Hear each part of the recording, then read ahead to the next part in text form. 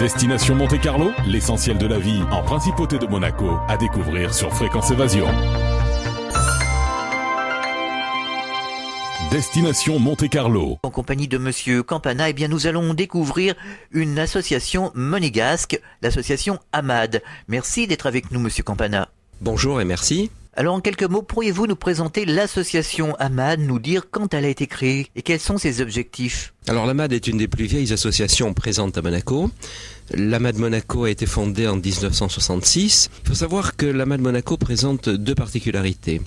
D'une part, elle s'efforce toujours d'associer les enfants les plus favorisés, ceux que nous avons ici à Monaco ou dans la région, aux actions qu'ils développent ou que nous développons avec eux pour les enfants moins favorisés des pays extérieurs ou bien même ceux de Monaco. Donc toujours la volonté d'associer les enfants aux actions faites pour d'autres enfants. Première particularité. Deuxième particularité, l'AMAD Monaco est constituée exclusivement de bénévoles, si bien que nos frais de fonctionnement sont réduits au maximum. Chacun d'entre nous prend une partie de la charge de fonctionnement pour lui, qui prend le secrétariat, qui prend l'informatique, qui prend le transport. Nos frais de fonctionnement sont très très très faibles, ils sont réduits à 1 ou 2% de nos recettes. On peut dire que 98 à 99% de tout ce que nous récoltons va directement à des actions positives pour les enfants. Alors, que fait l'AMAD Monaco? Eh bien, l'AMAD Monaco fait essentiellement des actions à long et moyen terme.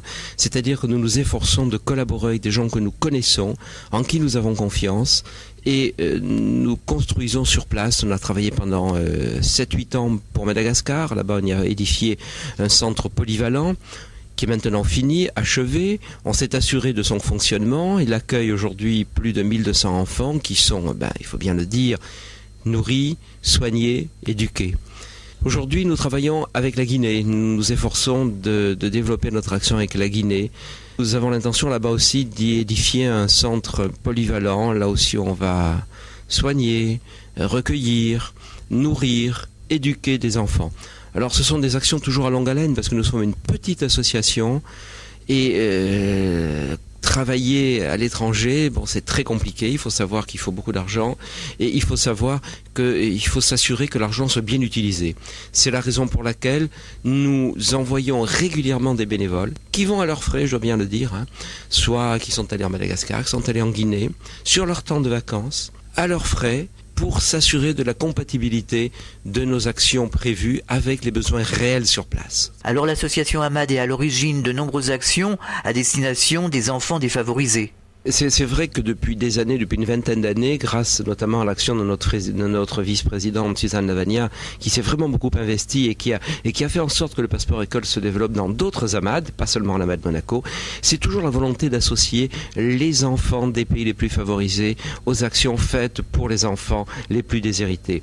En quoi ça peut consister? Bien tout simplement dans une école, le foyer socio-éducatif ou un groupe de jeunes décide de mener une action, par exemple de vendre des petites gourmandises, je sais pas moi, des petits pains, des gâteaux, etc.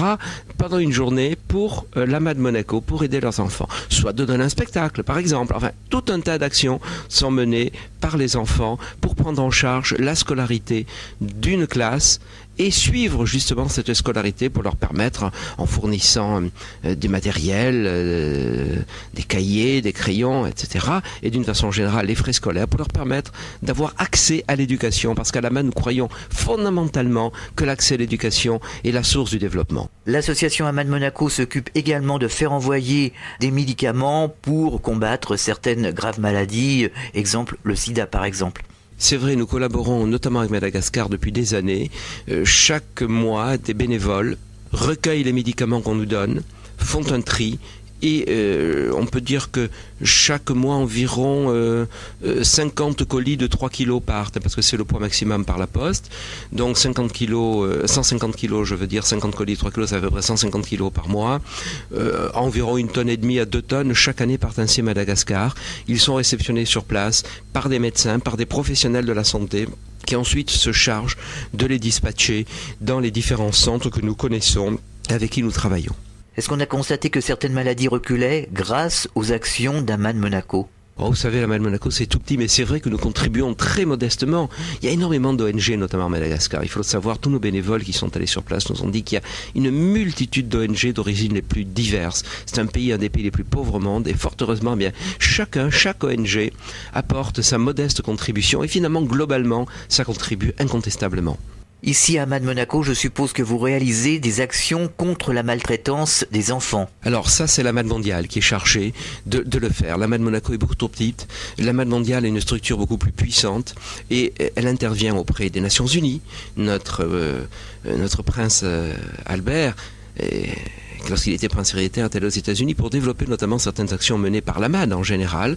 Nous avons certains statuts, la MAD mondiale a le statut consultatif de l'UNESCO, donc nous intervenons également auprès de l'UNESCO, auprès du Conseil de l'Europe, auprès des grandes organisations mondiales pour faire passer des messages qui vont dans ce sens du respect de l'enfant en tant qu'être humain. Non seulement il y a les droits de l'homme, mais nous développons à Monaco l'idée très forte qu'il y a les droits de l'enfant et qu'ils sont trop souvent bafoués. Mad Monaco participe à de nombreuses actions, notamment la journée des droits de l'enfant. Oui, c'est vrai que très souvent nous sommes associés ou nous participons à de nombreuses manifestations, pas seuls, souvent avec d'autres associations de Monaco, mais nous essayons toujours d'être présents chaque fois qu'il y a une manifestation publique où il y a beaucoup de monde qui vient pour sensibiliser les gens et bien entendu pour obtenir quelques ressources, parce que malheureusement il nous faut des ressources pour aider ces pays et ces enfants surtout. Alors dans l'avenir, vous comptez réaliser encore plus de manifestations? Oui, alors nous comptons cette année avoir encore plus de manifestations qui auront comme double but, évidemment, comme triple but, je dirais, cette année il y aura 3 buts. Le premier but, c'est de mettre en évidence, et nous y tenons beaucoup, le rôle fondamental, le rôle tout à fait novateur de la princesse Grace, fondatrice de la MAD. La princesse Grace a vraiment joué un rôle extraordinaire à Monaco en matière humanitaire, et nous voulons vraiment le mettre en œuvre. Ensuite, nous voulons encore plus sensibiliser les habitants de Monaco et de la région et les enfants au rôle qu'ils peuvent avoir. Et enfin, nous voulons recueillir encore plus de fonds pour faire encore plus d'actions dans le pays, dans les pays, et notamment la Guinée, sur laquelle va porter notre action cette année en 2006. Son Altesse Sérénissime le Prince Albert II insiste vraiment sur le développement justement de l'humanitaire ici à Monaco. C'est vrai que dans son discours, l'intronisation, le prince Albert a vraiment insisté sur le rôle que devait avoir Monaco en matière humanitaire. Bien, nous nous efforçons déjà depuis longtemps, mais encore plus cette année, pour rendre hommage à sa mère, la princesse Grace, fondatrice de la MAD, et pour l'honorer lui-même en tant que prince souverain, nous souhaitons être encore plus actifs, encore plus positifs, et encore plus aider les enfants les plus défavorisés. Alors brièvement, quels sont les projets de l'association Mad Monaco? Écoutez, c'est ce que je viens de vous dire, la Guinée. La Guinée, parce que là-bas nous connaissons un père qui s'appelle le père Apollinaire, qui est un autochtone, et avec lequel nous travaillons depuis 10 ans. Nous avons déjà envoyé des containers. Nous lui avons permis d'acheter déjà 2 terrains sur lesquels va être édifié un complexe polyvalent avec unité de soins, centre d'accueil et école. On doit y construire un puits parce que là-bas l'eau est très facilement contaminée, donc il faut aller très profond. Donc vraiment aider ce père que nous connaissons et qui se donne sans compter pour les gamins. Nous le connaissons parce que nos bénévoles sont allés là-bas, parce qu'il est venu ici à Monaco, notamment aux réunions qu'organise chaque année la MAD mondiale, où on réunit toutes les AMAD dans le monde. Donc notre action 2006, c'est la Guinée, c'est ce père que nous voulons vraiment aider parce qu'il est formidable, il se dédie corps et âme aux enfants, à ces enfants qui recueillent. Pour vous aider, que faut-il faire? Bien écoutez, vous pouvez soit nous aider en prenant contact avec nous. Nous avons un site internet par lequel vous pouvez nous contacter, qui est le site www.amad-monaco.org. Je répète, www.amad-monaco.org, ou bien nous écrire à Amad Monaco, 7 rue du Gabian, 98 000 Monaco. Nous n'avons pas de numéro de téléphone parce que c'est cher d'avoir une permanence téléphonique.